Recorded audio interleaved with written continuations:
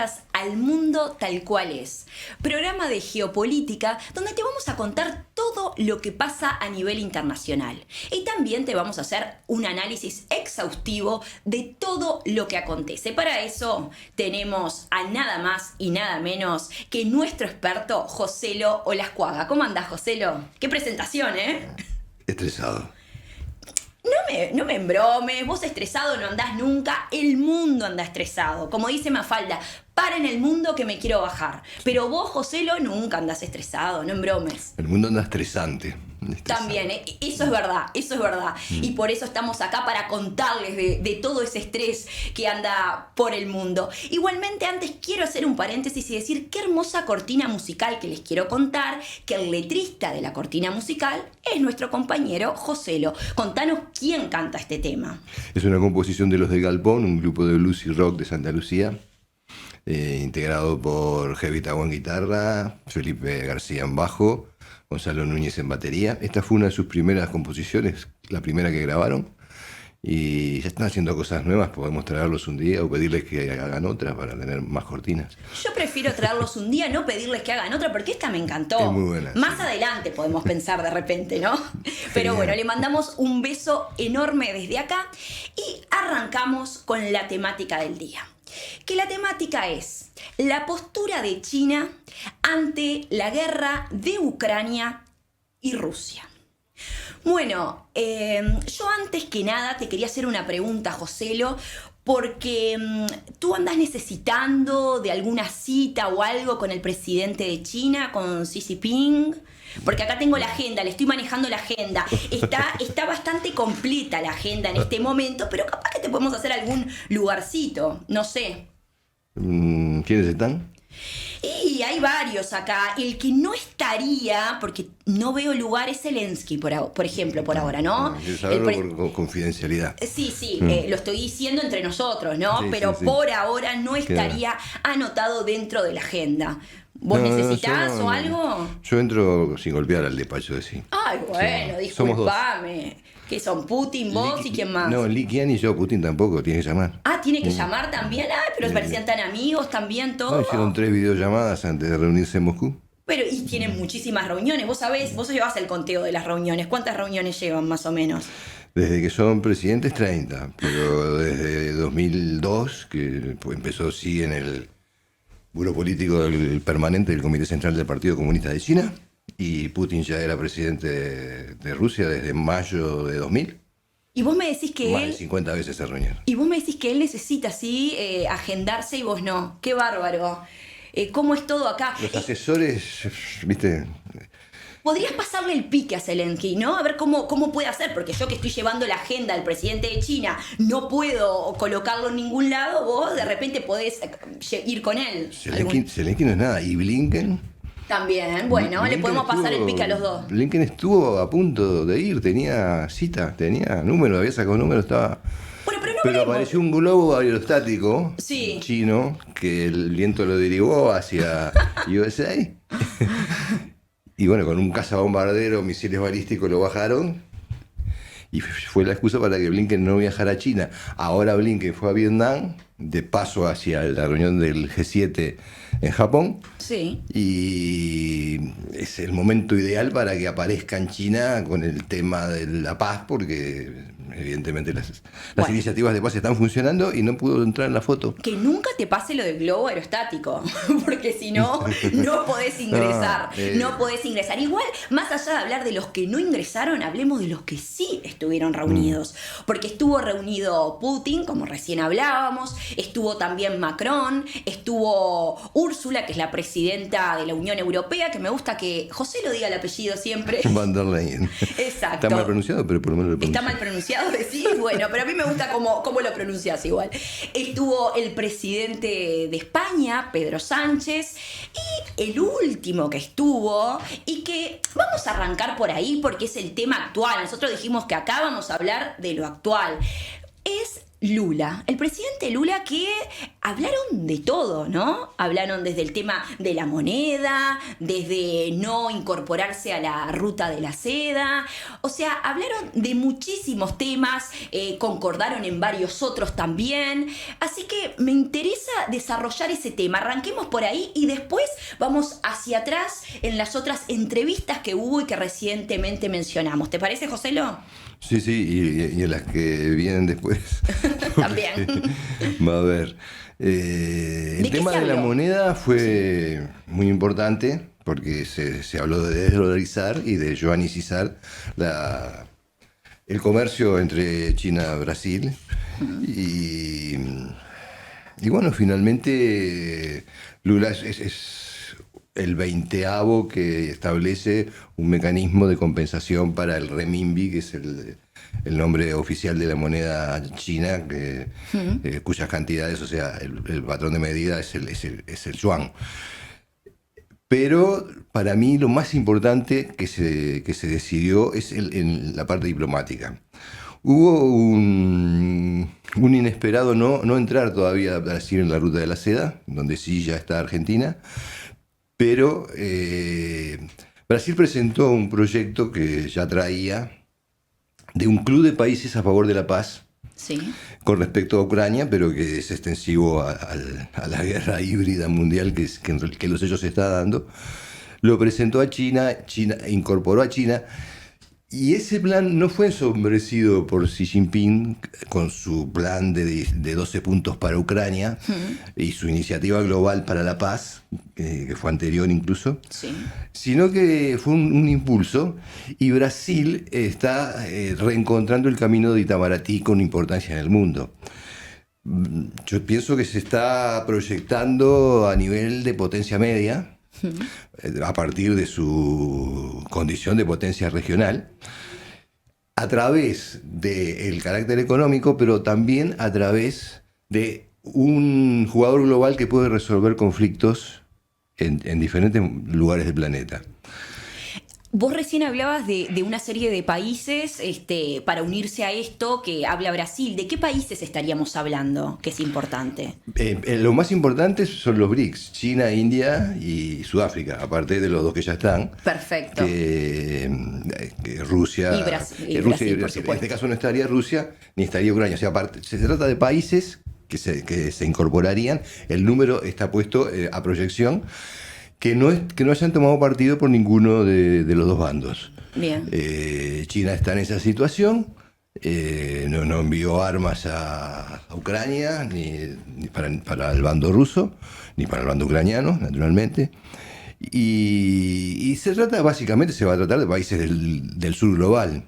Bien. Y Brasil adquiere un protagonismo muy importante, tiene una cancillería fuerte desde tiempos del Itamaraty de la época de Getúlio. Ya tenía una fuerza importante.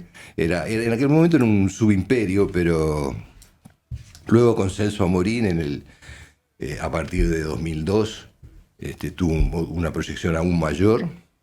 Y actualmente el canciller es Mauro Vieira, que fue es embajador de Lula en Estados Unidos.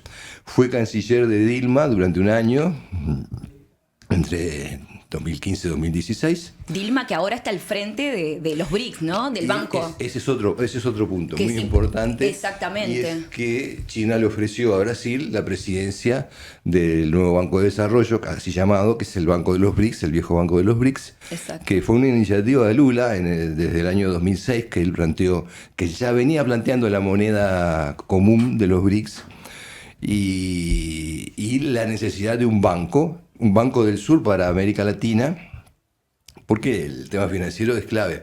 En este momento, el Banco de los BRICS tiene una capitalización de 100.000 millones de dólares, Disparado. que son nada más que 15.000 millones de dólares menos que lo que tiene el Banco Mundial. Claro. Entonces, que Dilma Rousseff sea la presidenta de ese banco es muy importante para el despegue de Brasil, seguramente. No, aparte superando con un producto bruto interno superior al del G7. Sí, Y sí.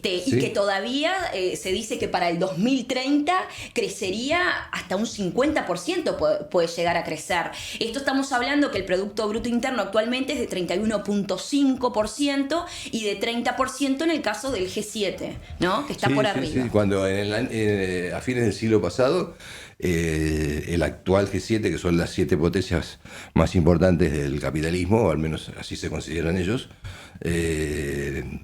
llegaba al 70% del Producto Interno. O sea, el 70% de la economía mundial.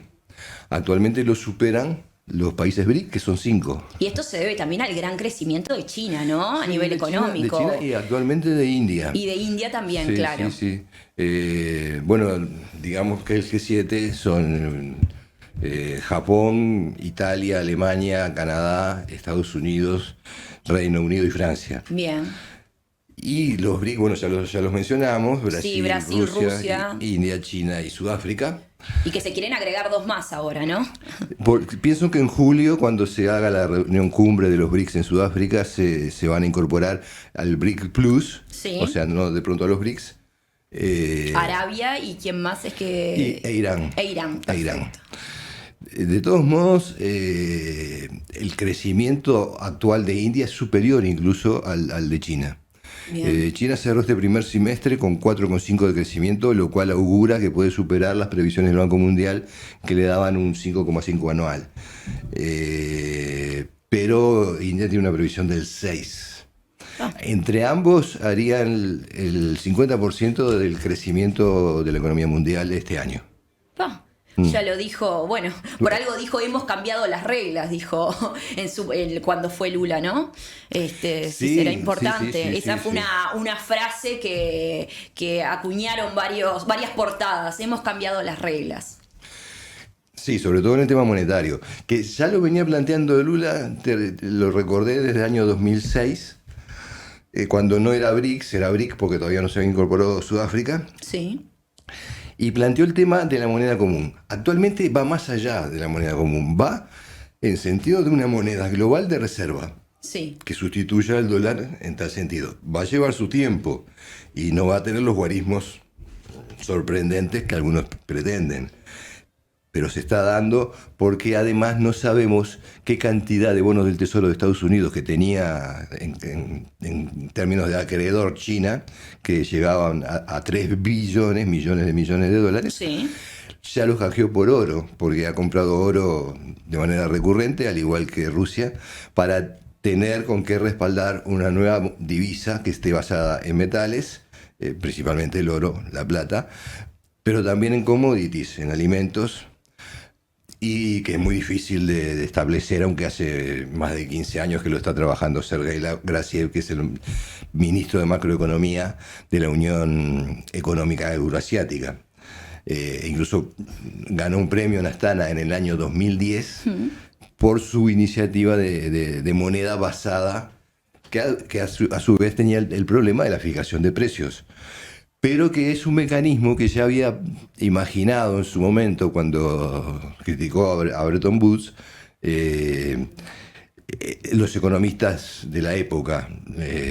Entre ellos, uno muy importante que fue Robert Rifkin, un economista belga, que en los años 50 pronosticó proféticamente que el dólar no iba a poder cumplir con el respaldo del oro porque la emisión iba a superar la capacidad física del oro para respaldarlo. Eso se dio ya en los años 60 y en el 71. Nixon tuvo que desacoplar el dólar del oro, con lo cual la moneda siguió siendo la moneda de divisa mundial, pero sin otro respaldo que la confianza. Pasó a ser una moneda fiat, que así se le llama, o sea, moneda fe. Bien. Que el carácter fiduciario del dólar se respaldó, sí, en aquel momento, con el petrodólar, en base sobre todo a un acuerdo con Arabia Saudí. Entonces, en este momento, se puede estar planteando un cambio de moneda de reserva mundial, entre otras cosas porque Arabia Saudí empezó a vender petróleo a China en yuanes. Entonces el petroyuan viene a sustituir al petrodólar. Incluso Emiratos Árabes hace 3 semanas también firmó con China en yuanes. Bien. Y bueno, y la OPEP y la OPEP Plus, que es el organismo rector del petróleo, está levantando los precios, pero a su vez está desoyendo los pedidos de USA y de Europa en cuanto a la necesidad de producir más. Bien, bueno, de esto que decíamos, centrados en el tema de Lula, que se preguntaba, ¿no? ¿Quién decidió que fuera el dólar la moneda oficial? Dentro de las preguntas que se hizo al respecto. Pero dentro también de de este tema, una de las cosas importantes también a destacar es que ante esto de la nueva moneda que a nivel comercial quieren implementar, Estados Unidos está como loco, ¿no? Estados Unidos ya, voceros de Estados Unidos han hecho varias declaraciones al respecto. Sí, bueno, la pregunta de Lula es retórica, él sabe muy bien. Por supuesto, por supuesto. Seguramente Celso Amorín se lo explicó, pero lo decide el que gana la guerra. En el caso ese, la Segunda Guerra Mundial, bueno, y a partir de Bretton Woods, consiguieron imponer su moneda al mundo. Pero imponer su moneda al mundo, decía Triflin, es un dilema. Porque si la moneda de reserva mundial es tuya, vos tenés 2 posibilidades. O la repartís en el mundo para que te compren lo que vos haces y fortificás tu economía, o fortalecer la economía de los demás comprándoles a ellos, que en definitiva es lo normal para un país que realmente es rico y que tiene un pueblo que lo que quiere es disfrutar. Claro. Entonces ese dilema iba a llevar, tarde o temprano, a que Estados Unidos imprimiera más, emitiera más y fortaleciera otras economías. La deslocalización de capitales que se fue dando ya desde los años 60 y que se superó cuando Kissinger y Nixon visitaron a Mao y a Zhou Enlai en China en el año 71. Y bueno, y después cuando establece relaciones diplomáticas definitivas, que es recién en el año 79, 8 años después, Estados Unidos y China, bueno, fortificó la economía china en particular y otras economías emergentes. Actualmente, el principal socio comercial de China es USA. El Océano Pacífico es el centro del mundo comercial. Y el principal socio comercial de USA es China. Exacto. Y se trata de una relación increyendo, a pesar de la guerra híbrida en todas las dimensiones que está vigente, a pesar de la guerra comercial que estableció Trump. El año pasado, 2022, fue año récord en el comercio bilateral entre ambos, más de 700.000 millones de dólares. Y eso también da una pauta de qué posibilidades tienen de entablar el conflicto con China en los términos en que se entabló con Rusia. Porque en definitiva las sanciones o el intento de aislamiento con Rusia no prosperó porque encareció la economía del occidente colectivo, sobre todo a partir de los costos energéticos, de los costos alimenticios, por los fertilizantes y porque se cerraron los gasoductos, o por lo menos explotaron. pero con China sería imposible. Fíjate que ese tráfico que yo te estoy diciendo con USA se supera con toda la Unión Europea, con Europa en su conjunto. China exporta 600.000 millones de dólares y Europa a China menos de 230.000 millones de dólares, con una balanza comercial deficitaria de casi 400.000 millones de dólares. También tiene balanza comercial deficitaria Estados Unidos.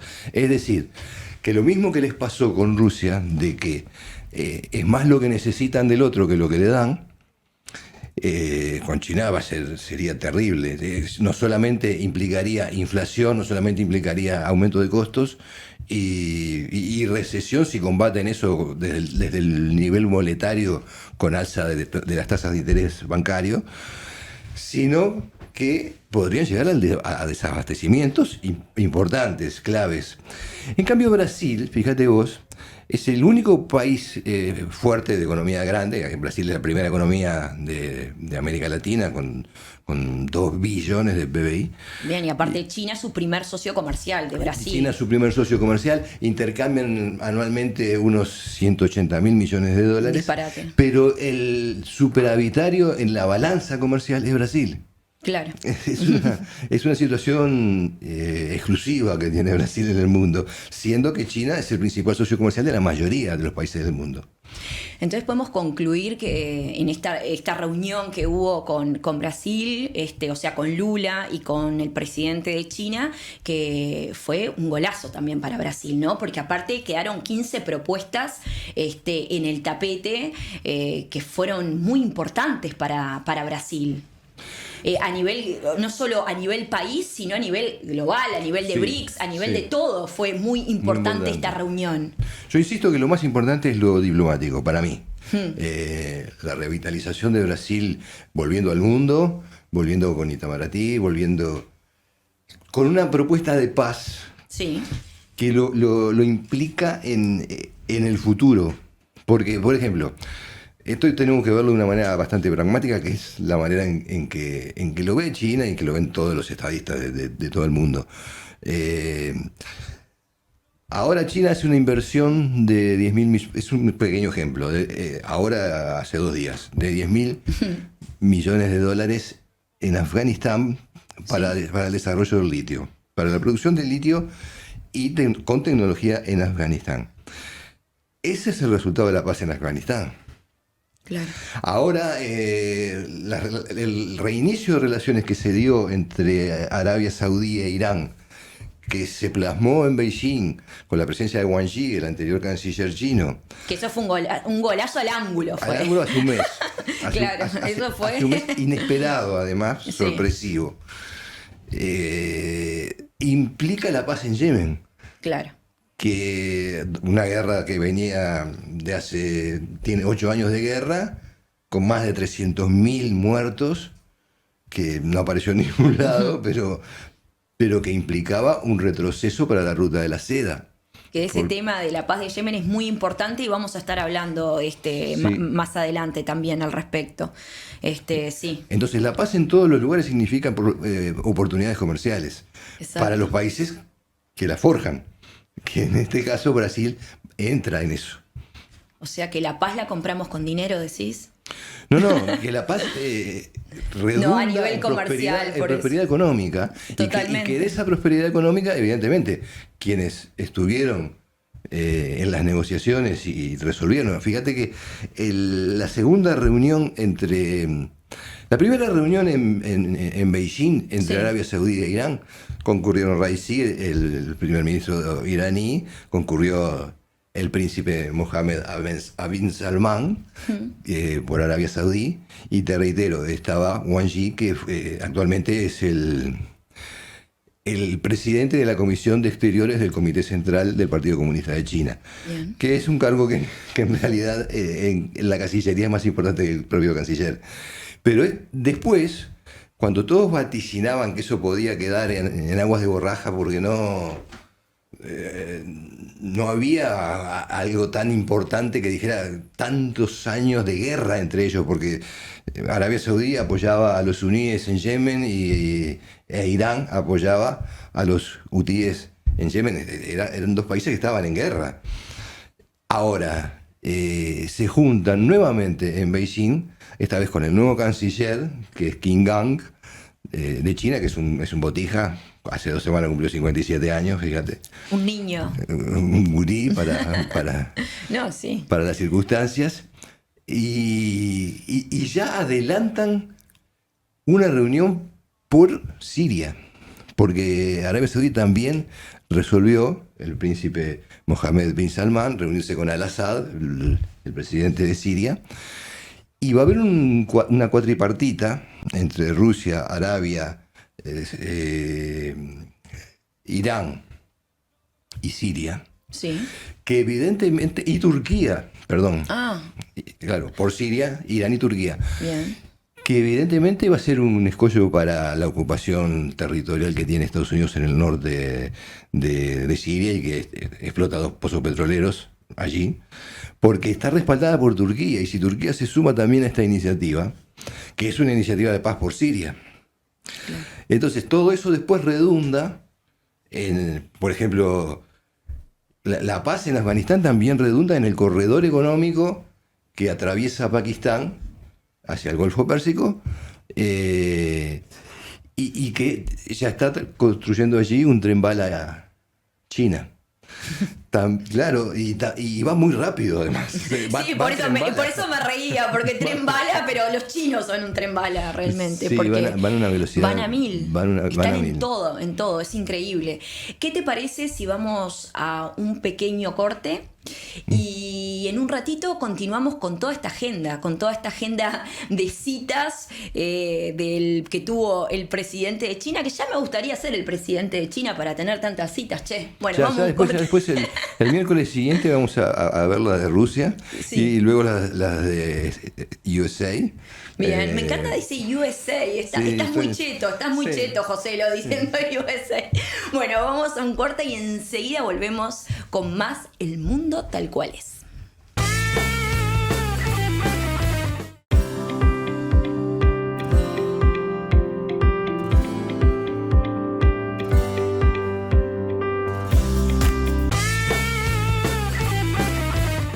Y continuamos con El Mundo Tal Cual Es y la temática de hoy, que es la postura de China ante el conflicto de Ucrania y Rusia y todas sus ramificaciones, obviamente, porque uno puede tener una temática central, pero de ahí, y sobre todo cuando está China en juego, salen 20.000 temas disparados para todos lados.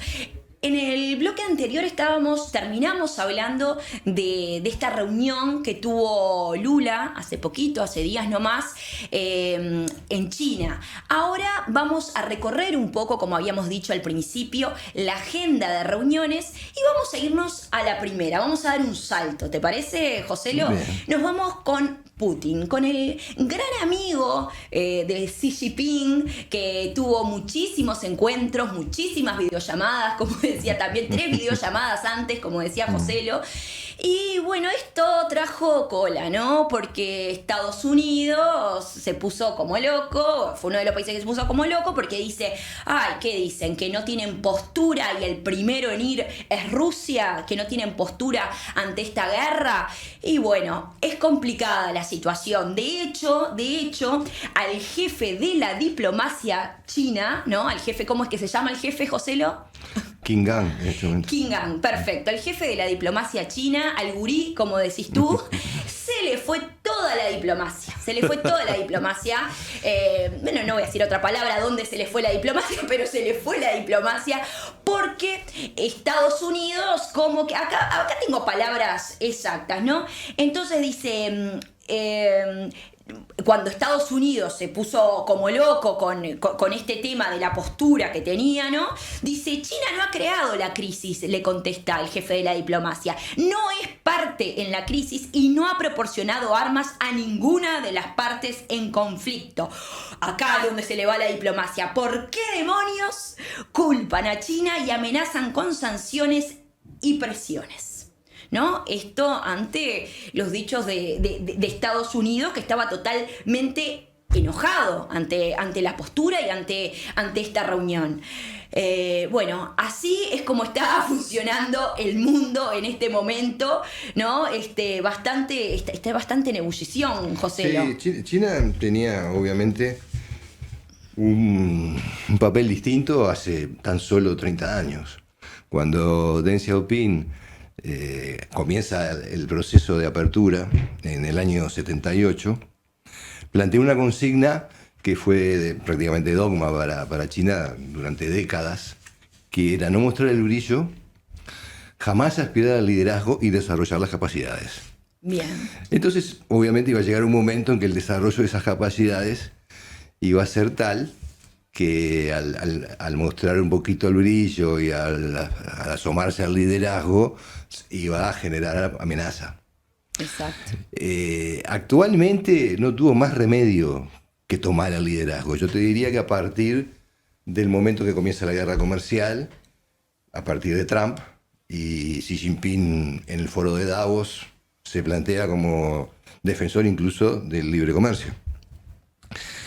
Entonces China asume que aquella consigna, incluso hicieron un plenario de 1.500 delegados porque sí tenía que viajar a Florida para reunirse con Trump y podía tener que cambiar nada menos que una consigna de Deng. Claro. Una consigna que había sido defendida por todas las cancillerías de China.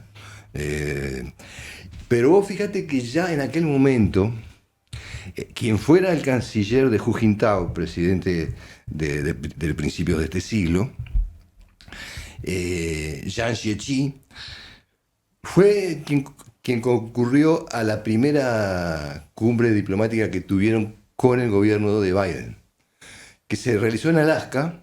Por China estuvieron Wang Yi, canciller, Jiang Jiechi, que era el presidente de la Comisión de Exteriores del Comité Central. Por Estados Unidos estuvo Jack Sullivan y estuvo Anthony Blinken. Bien. Y allí cambió la retórica de la diplomacia.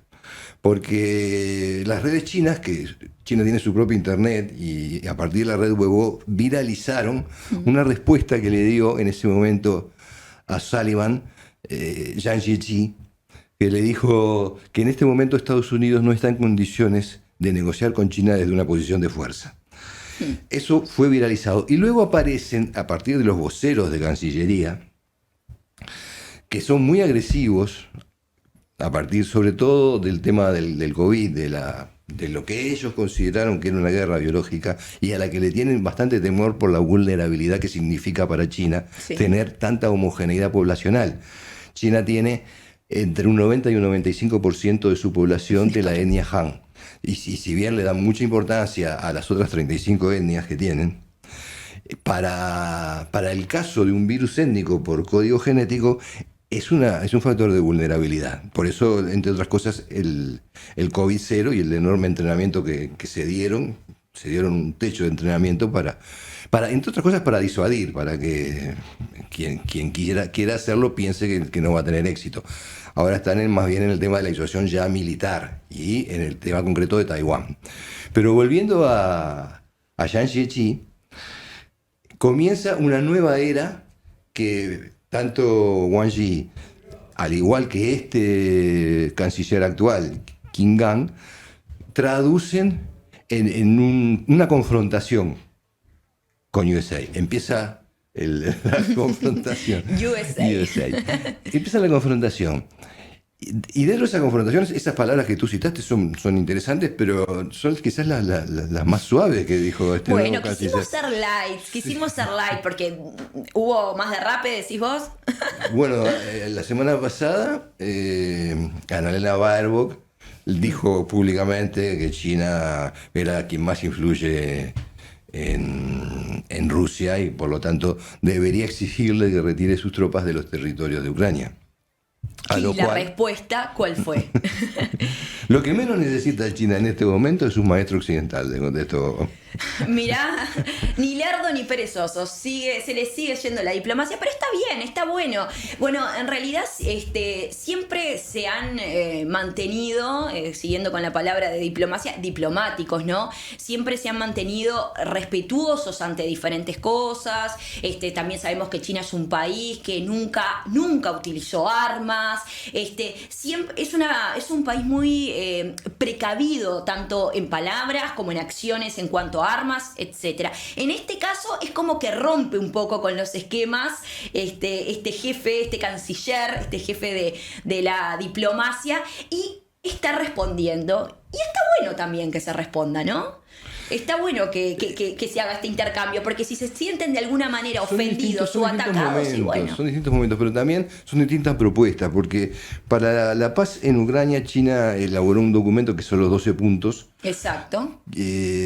Pero previamente había elaborado un documento que se llama Iniciativa Global para la Paz, donde hacía un análisis del hegemón en todos sus ámbitos, que luego Xi Jinping completó con una iniciativa para el desarrollo global, que ya tenía que ver con la reconstrucción del mundo después de esta disputa entre ambos. Bien. Porque esta es una disputa entre ambos. Yo entiendo que la guerra entre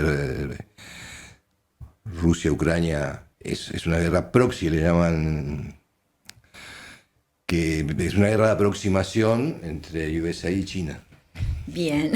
Él se sigue riendo porque sabe que me da mucha risa como pronuncia USA. Recién hablaba, Joselo, de las 12 propuestas, de las 12 propuestas de China que le presentó a Putin, ¿no? En la primera reunión era de lo tanto que se hablaba, más allá del vínculo comercial que tienen entre Rusia y China, más allá de esa amistad que data de bastante tiempo. Más allá de todo, se hablaban de estas propuestas, era como el centro, era como el eje de todo, porque en realidad todas estas reuniones se suponen que es para tratar de mermar lo que es esta guerra entre Ucrania y Rusia. Obviamente que todos los países aprovechan y meten cuchara, como todo, ¿no?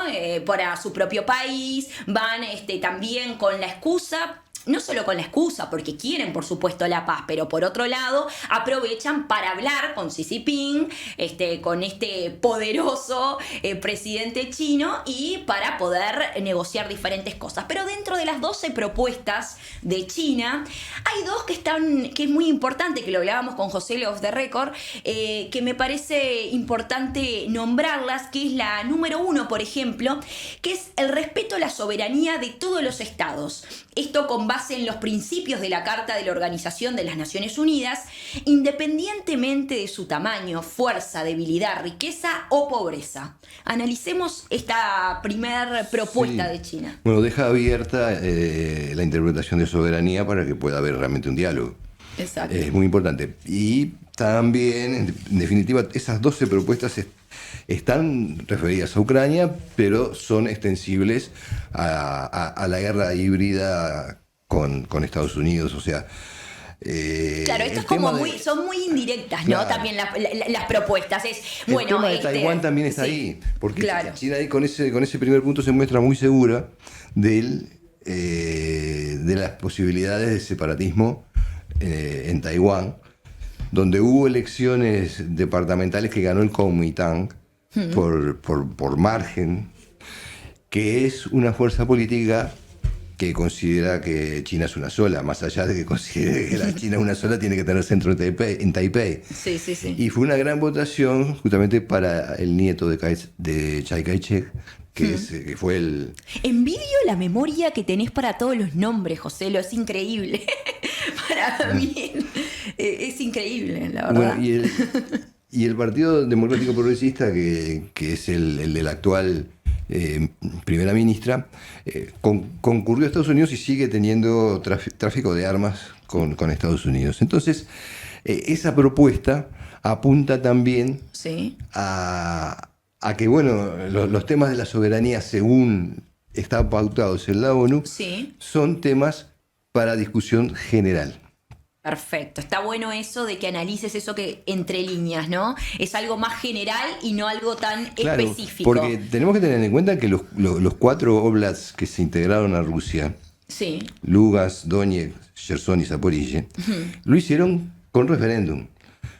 Que 2 empezaron en 2014, luego se reiteraron en 2022, los de Lugansk y Donetsk, y 2 se realizaron en 2022. Dentro de una legalidad sobre la libre autodeterminación de los pueblos. Claro. En eso, por el resultado electoral que tuvo Taiwán, China está muy seguro de que ese resultado no se va a dar en la isla. Claro. Entonces plantea de esa forma las cosas. Bien, ahora también vamos a la propuesta número 8, que es reducir los riesgos estratégicos. Aquí China es muy clara. Las armas nucleares no deben utilizarse y la guerra nuclear no debe librarse. Asimismo, se mostró en contra del desarrollo y uso de armas químicas y biológicas por parte de cualquier país y en cualquier circunstancia. Bueno, esto es una característica de China, que hoy hablábamos, hace un rato lo decíamos, de que se caracteriza precisamente por el no uso de armas, o sea, no utilizó nunca un arma, no está a favor de... No ha hecho incursiones en otros países, salvo Exacto. hubo una escaramuza con Vietnam, que por supuesto la ganó Vietnam, porque Vietnam les ha ganado a todos, y poca cosa más. Pero ahí apunta, porque ellos consideran que el virus fue creado por el Fort Detrick en Estados Unidos. Esa es la interpretación de ellos, incluso la transmitieron a nivel de Cancillería. Recuerdo a través de Zhao Lijiang, que Sí. fue el vocero que tomó el tema y que lo trabajó durante tiempo. Entonces, para ellos, ese es otro punto que también refiere a Ucrania con énfasis en lo global. Bien, bueno, ahora yéndonos un poco de lo que es esta reunión del presidente de Rusia con el presidente de China, continuando con la agenda que habíamos arrancado por Brasil, que fue lo último, y nos fuimos hacia las primeras citas que tuvo Xi Jinping, vamos con Macron y con Ursula von der Leyen, que se reunieron, tuvieron esa reunión tripartita, digamos, y Macron, una de las cosas importantes que dijo fue que Europa no debe seguir los pasos de Estados Unidos ni China, que acá también tiene que ver un poco con lo que Lula también dijo, ¿no? Sí. Es como que se mostraron un poco neutrales en ese aspecto y autónomos ante esto. Sí, autonomía estratégica, dijo exactamente, es verdad, exactamente. Y hicieron el policía bueno y el policía malo. El policía bueno fue Macron y la policía mala fue Van der Leyen, o Van der Leyen, Van der Leyen en realidad. En sus declaraciones, Macron, pero tenemos que tomar con pinzas las declaraciones de Macron, incluso su postura, porque... Vos decís que no son del todo sinceras, porque en definitiva Macron hace más de una década que está en el gobierno, ya lo estaba en el gobierno del Partido Socialista y no tuvo ninguna autonomía estratégica, especialmente referida a Ucrania. Siempre siguió los pasos de Estados Unidos. Macron fue, recordemos, gerente y jefe de anexiones y asociaciones de Rothschild and Company. Algunos le dicen Rothschild porque piensan que es inglés, pero es de origen alemán.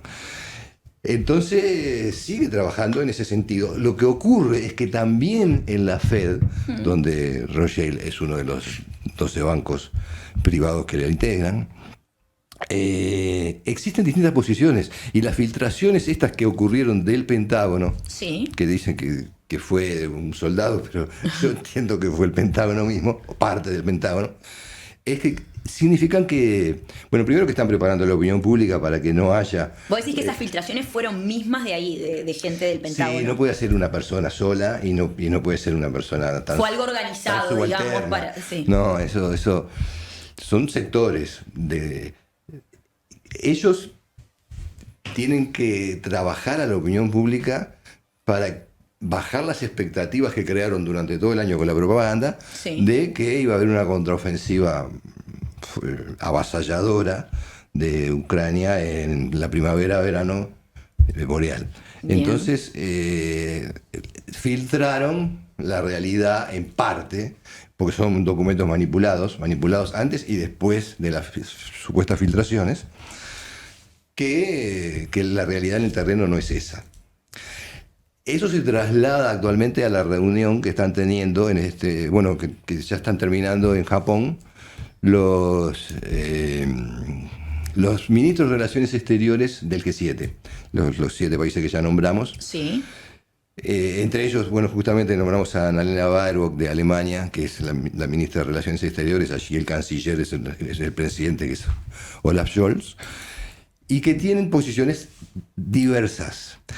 que yo entiendo que también reflejan las posiciones diversas que existen en USA al respecto. Por ejemplo, Macron y Meloni, Giorgia Meloni de Italia, tienen una distancia con respecto a seguir enviando armamento a Ucrania. Ya están directamente procurando una cierta neutralidad, un cierto grado de soberanía. Pero tenemos que tomarlo con pinzas, porque Macron está en una situación en que esa es la posición que quiere tener Francia. Claro. Primero que ganó las elecciones con muy poco margen, mermando, sobre todo con respecto a Jean-Luc Mélenchon, de la izquierda insumisa, de la Francia insumisa, también a Marine Le Pen, tu tocaya, Un saludo para Marine Le Pen. del Frente Nacional, de extrema derecha, pero que son dos posiciones más soberanistas, más cercanas al gaullismo. Recordemos que Charles de Gaulle fue el presidente de Francia que decía que Europa va de Brest a Vladivostok, o sea que incluía a Rusia, no tenía nada de rusófobo.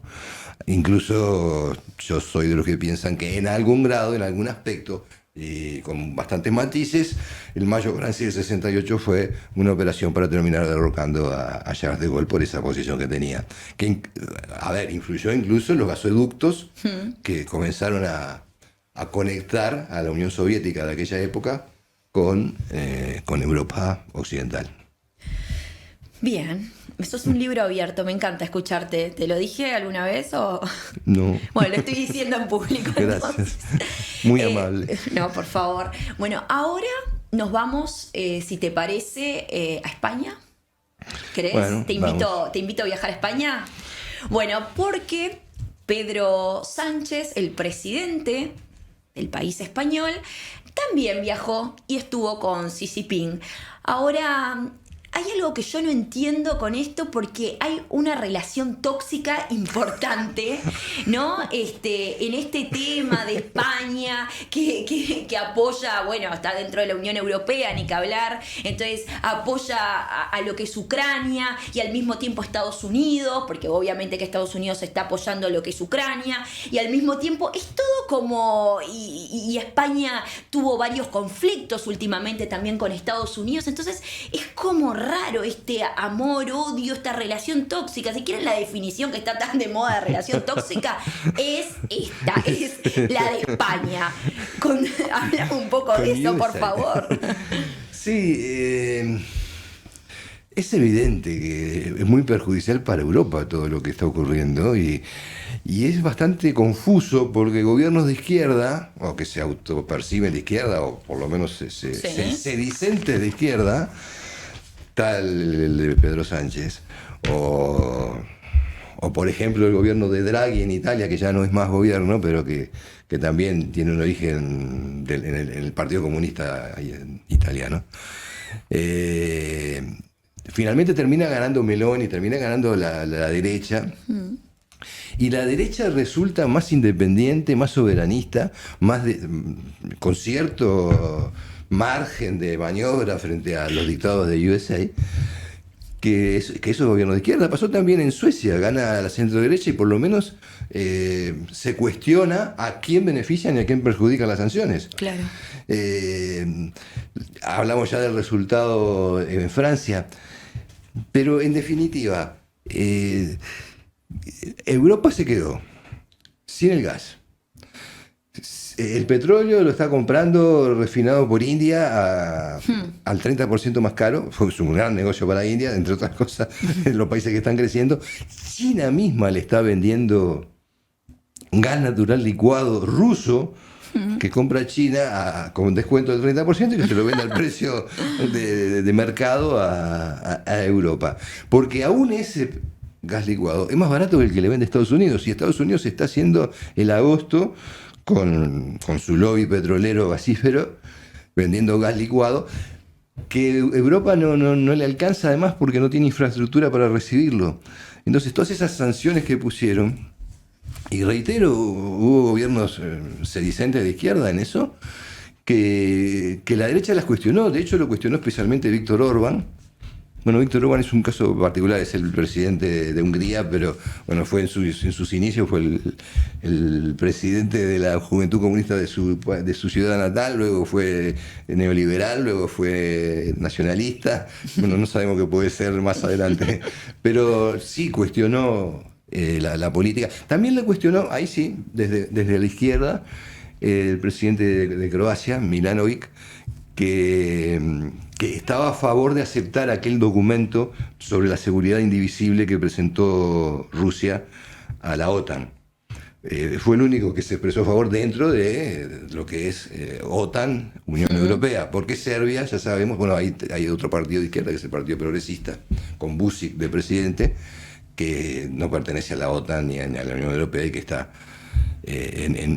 podría integrar ese grupo de los 20 países que Lula propuso. Sí. Milanovic es del Partido Socialdemócrata de Croacia.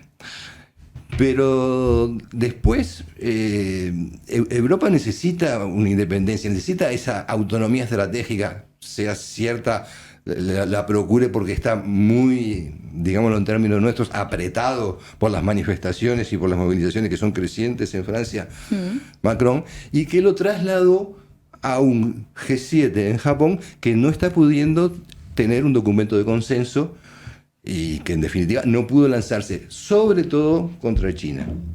Porque Macron estuvo en esa reunión con Xi Jinping y salió diciendo lo que salió diciendo. Entre otras cosas porque, al igual que Lula, llevó un avión cargado de empresarios, con cientos de empresarios. Lula llevó más de 200 empresarios. Entonces eso significa que las 20 carpetas que firmó Lula, con 40 o 50 una medidas. Cantidad, ¿no? Entre ministros, empresarios, todo. ¿Cuántos? Sobre el tema una locura de gente. Sí, sobre el tema del idioma, por ejemplo, que es muy importante, que no es menor. Totalmente. Del mandarín en Brasil y el portugués en China. Bueno, por supuesto, el comercio entre reales y yuanes. Macron también llevó empresarios que están viendo en este momento por la ley antiinflacionaria que dictó Estados Unidos, ¿a qué país se van? ¿Hacia dónde deslocalizan los capitales de las empresas europeas? Que las empresas europeas era el fuerte que tenía Europa, básicamente. Alemania ha deslocalizado capitales hacia China, de algunos factores productivos de base, por ejemplo, de la química, pero también hacia Estados Unidos.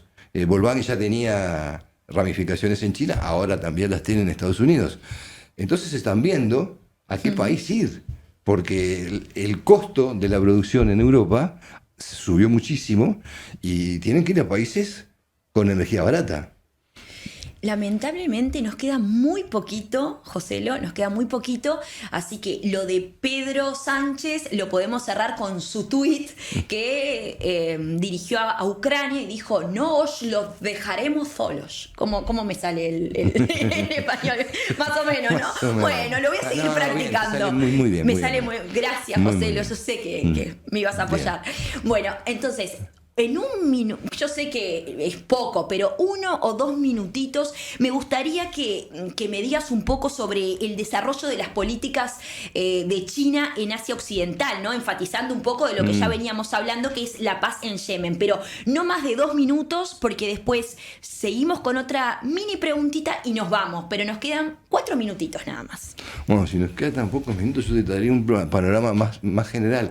Porque lo importante de la economía que está avanzando China en el Golfo Pérsico a partir de su acuerdo con los persas y con los árabes, incluso China tiene importantes inversiones en Israel también.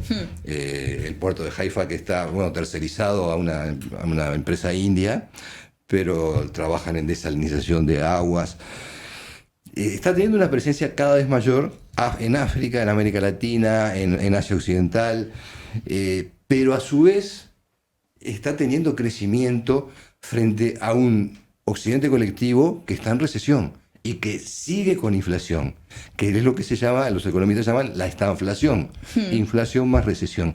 La recesión es evidente, según las propias proyecciones del Banco Mundial.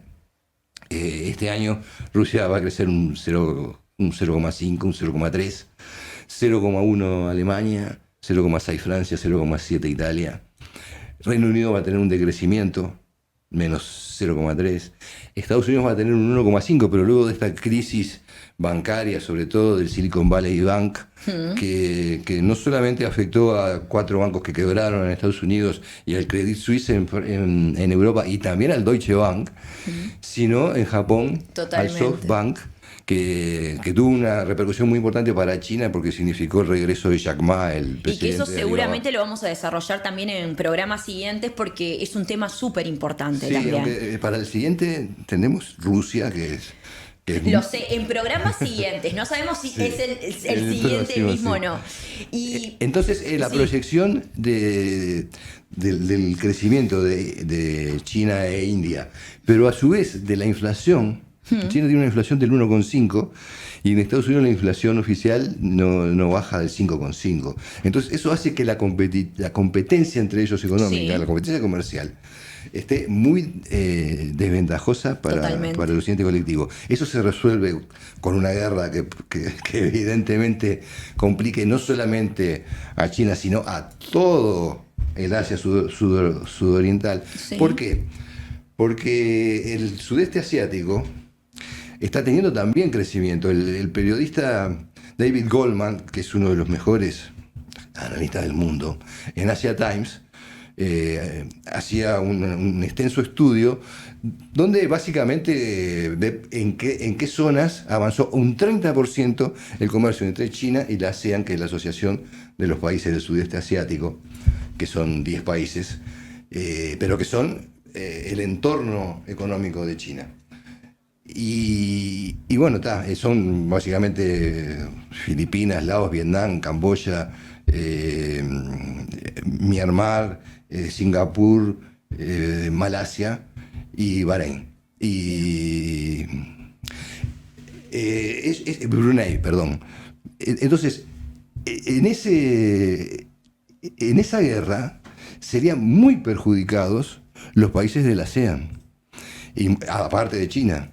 Entonces sería China más la región, porque tendría 3 focos el conflicto: el de Taiwán, en el estrecho de Taiwán, el del mar meridional de China, donde China tiene conflictos territoriales con algunos de estos 10 países, y finalmente en Xinjiang, que es la provincia más occidental de China, donde están los uigures, que son musulmanes y que es una minoría que tiene una fracción separatista fuerte. Necesitaríamos 3 horas de programa, Joselo, Sí, pero los bueno, tenemos que no los pedir. tenemos. Bueno, hay que pedirlos entonces. Pero nada, ahora sí te pido un minuto para que me digas, no pretendo que haga futurología ni mucho menos, pero de todo esto que venimos hablando, desde el tema principal, de esta mirada de China, de esta guerra de Ucrania y de Rusia, ¿cómo puede llegar a terminar esto? Bueno, sí, tenemos que tener hipótesis y tenemos que hacer pronóstico, está muy bien. Aunque el pronóstico pueda ser catastrófico, porque los estudiosos de lo que se llama la trampa de Tucídides, a partir de las guerras del Peloponeso, Tucídides fue su autor, es que cuando una potencia emergente se enfrenta a una potencia en decadencia, termina eso en guerra. Se define por guerra, pero en esta época que se defina por guerra significa que se termina el mundo. Claro. Tenemos que portarnos bien con las cucarachas porque que guarden un ¿Con buen... qué cucarachas? Las reales, las reales. Con las reales no, Sí, porque sí, con sí. las otras no hay por No, qué no, portarse porque- bien. Mirá que No, pero las reales- metafóricas no. Las reales las sacamos a la ventana y que vivan. Que tengan un buen recuerdo de nosotros. En esos porcentajes del 70% de guerra que se dio históricamente, bueno, nosotros estaríamos llegando al holocausto. Pero existe un 30% que más con la voluntad que con la inteligencia nos da una esperanza. Por ejemplo, el Imperio Romano no fue invadido finalmente, implosionó. Los bárbaros llegaron a la frontera, pero no llegaron a Roma.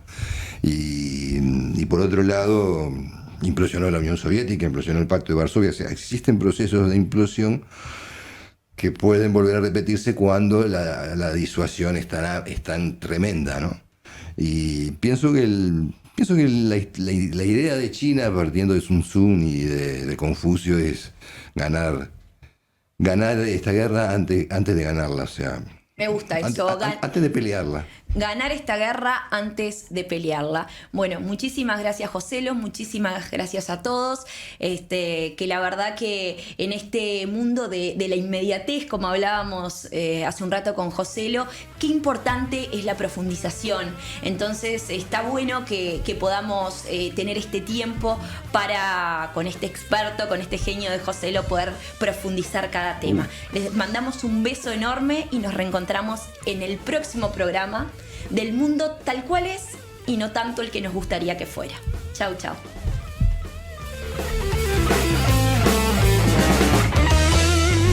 El fondo del mar es un secreto de estado. Yanquis y rusos hicieron guerra fría.